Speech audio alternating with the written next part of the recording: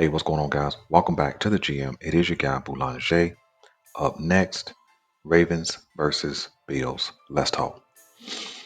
So, this is week 4, and the Baltimore Ravens take on the Buffalo Bills in prime time at home at the bank. And this is absolutely a big time matchup of 2018 quarterbacks, of contender versus pretender, of the freight train that has become the Buffalo Bills versus the Baltimore Ravens, who are trying to figure out how to get their season fully on track. It is absolutely a matchup that is going to be must see TV. We understand as Baltimore Ravens fans that our quarterback Lamar Jackson typically performs pretty well in primetime game action. But the question is, will the Buffalo Bills be too much for the Baltimore Ravens to handle? If you've been watching Buffalo this season through their first 3 weeks, they've been a downhill running team.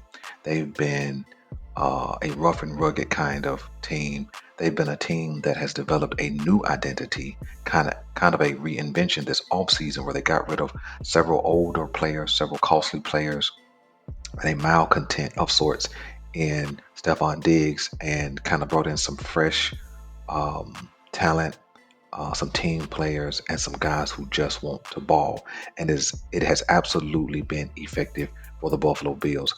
Josh Allen looks reinvigorated, and this Buffalo Bills team looks like a new version of themselves. And they're kind of of all the teams we faced, and that's including the Chiefs, they're kind of the most scary team we're going to face over the first 5 weeks. We've kind of seen the Chiefs not really get it together all the way this year. We've kind of seen the Las Vegas Raiders be up and down.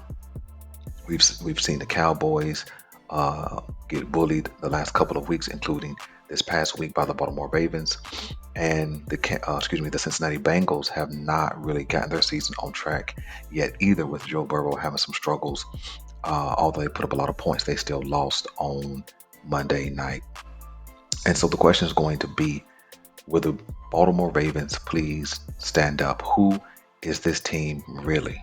Right? We understand that Lamar Jackson has been playing on an MVP level, if we can just be honest, right? He's been really the only offensive consistent that we've had this season, and he's been the most consistent on the entire team, right? When you think about this offense, we watched Isaiah Likely have a breakout game, ball out, and then haven't seen him since that game. We've watched Charlie Kolar be the leading tight end in this past game. Didn't hear much from Isaiah Likely and also Mark Andrews. We haven't really seen Zay have that breakout game yet this season, although he leads the team in receiving yards.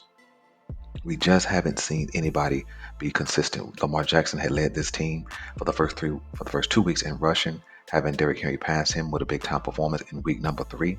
Will they keep that going? We just have so many questions offensively, but what we thought would be a strength of the team while the offense figured itself out was going to be the defense. And this defense has been absolutely unrecognizable. It looks nothing like the team that we saw last season.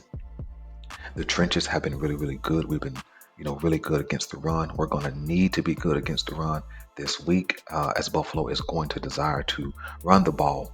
But from the second level to the third level, we've been some trash, and that's just the truth. I'm not going to be nice. I'm not going to say it nicely. I'm not going to talk positively. You see, because when you have guys who make uh, $100 million in contract, you expect for them to have at least an above average performance. But Roquan Smith has just been average this season. Marlon Humphrey he's been below average this season. He had a little bit of a solid game this past week, but he's been below average. Marcus Williams has been missing in action. Kyle Hamilton hasn't really got it going this season. Brandon Stevens, he hasn't got it going yet. He's been getting beat a lot. And then the up and coming Trenton Simpson, we haven't seen him make any plays this season yet.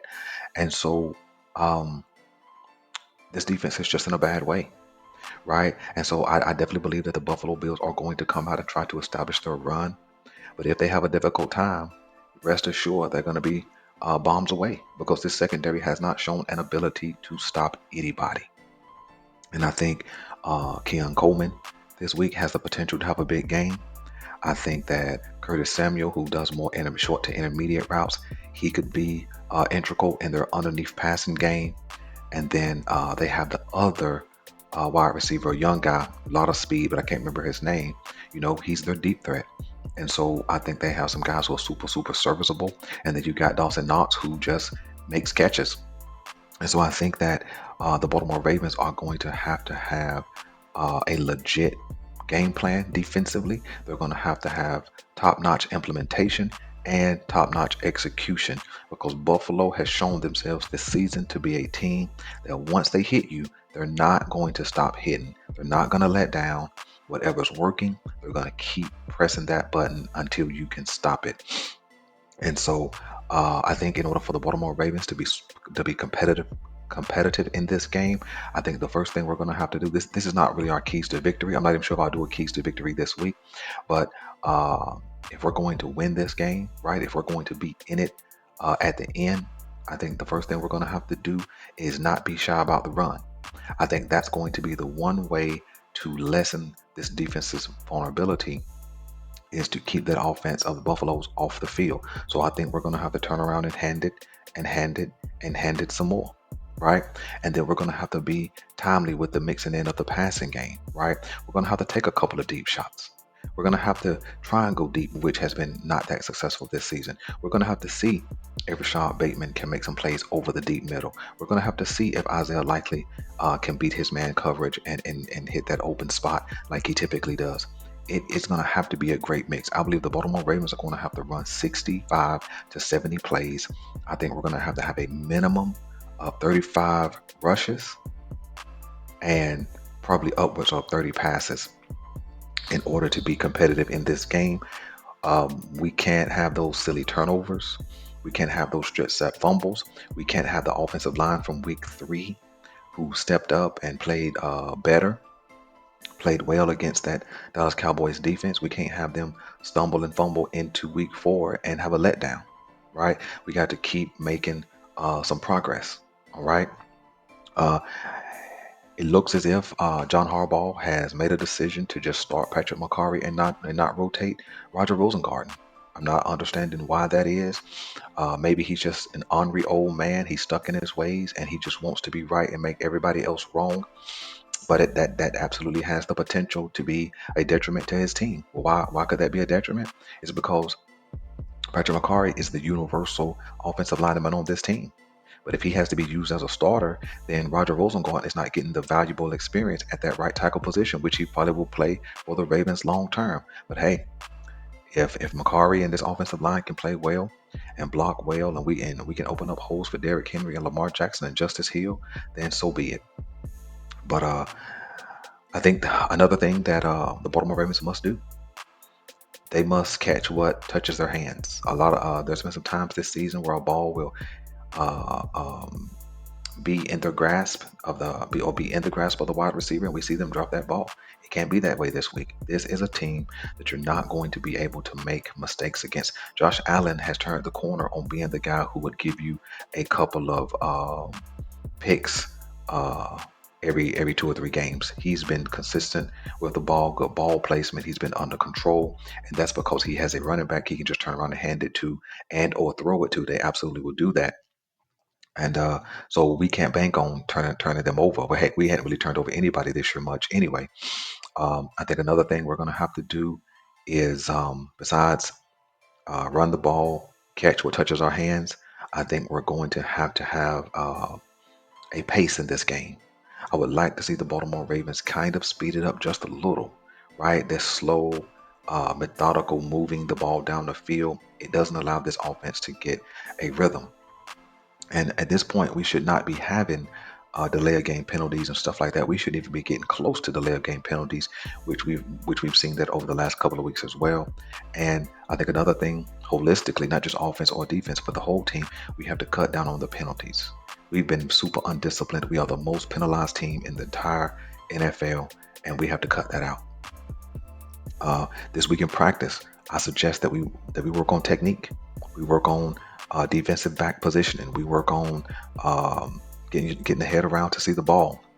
We work on route recognition. I think those things will help us not be in those situations where we're getting penalties called for not getting our head around or hand fighting with the wide receiver and all those kind of things. I think that this is a week where you want to put Trenton Simpson on the field more. He's the better of the pass coverage linebackers on this team. And so for him to play less than half of, or almost less, let me say it this way. For him to only play half the snaps defensively um, doesn't really seem to make a whole lot of sense to me, especially if he's your best pass coverage linebacker. Allow him to use his athleticism, his cover ability. Allow him to walk up on the line of scrimmage, man, and blitz the quarterback. Do something that allows this young player who has a lot of athleticism and speed to be an impact on this team.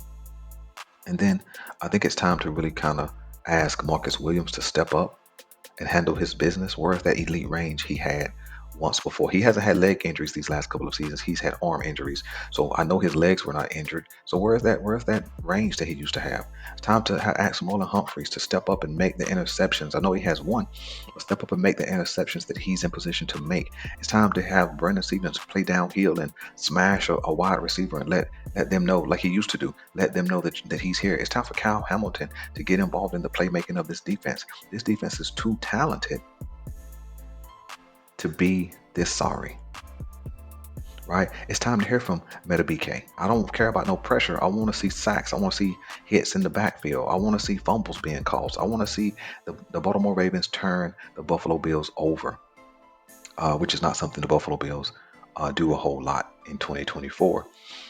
I think the Baltimore Ravens can win this game, but I think it's going to be another one of those games where Lamar Jackson has to be action Jackson in week 4 to get a win, right? And then he's going to need a couple of dudes to ride with him. He's going to need a Mark Andrews to finally have a step up game. He's going to need a Zay Flowers to have a step up game.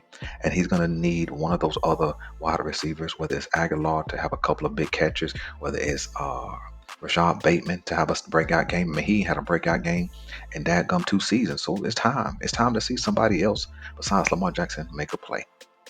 So listen, that's my initial thoughts, man. I know I was kind of all over the place in this piece, but let me know, man, what you think a key to the Baltimore Ravens win this game is, because I think that it's going to be a difficult task. And one last thing, I think the Ravens have to be willing to leverage the crowd. Sometimes you can hear the bank get quiet when the Baltimore Ravens start to stumble and fumble around, especially offensively. And we need to leverage the crowd. We need to keep the crowd engaged. We need to be in position to um, have this crowd rally behind the Ravens versus spectate the Ravens. So listen, I'm your guy Boulanger. This is the GM, and I'm out.